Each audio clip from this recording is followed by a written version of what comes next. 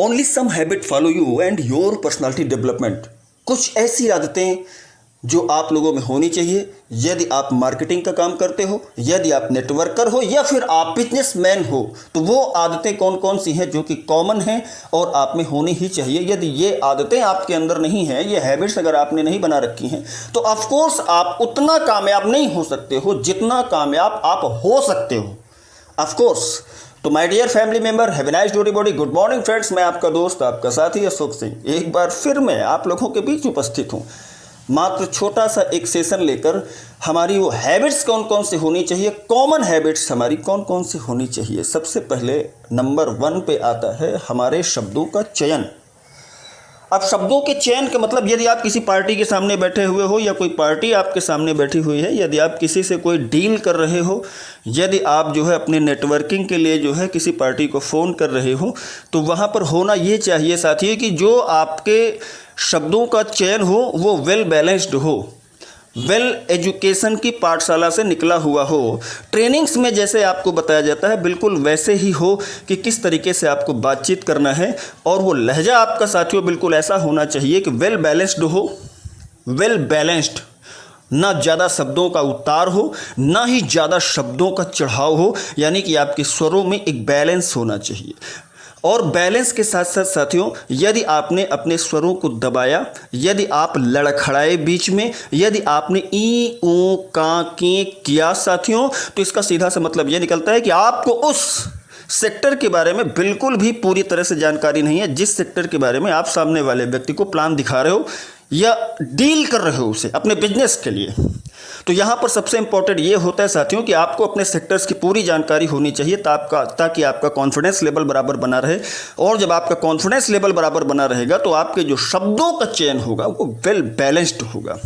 Number 2, जब भी आप सामने वाले से बात करते हो और किसी सब्जेक्ट पर अगर आपको जोर देना है, जैसे आपको बहुत इंपॉर्टेंट बात करनी है कि सर आप नहीं जानते हो कि ये कितनी गजब की डायनामिक अपॉर्चुनिटी है, तो इसको बहुत सारे लोग जो है इस तरीके से बोलते हैं, सर आप नहीं जानते हो कि ये कितनी गजब की डायनामिक अपॉर्चुनिटी है।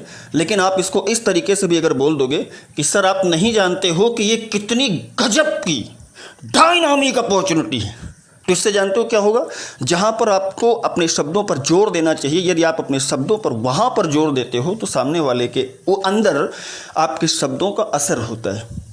नंबर 2 पे सबसे बड़ी चीज़ होती है साथियों हमारे आँखों का देखना।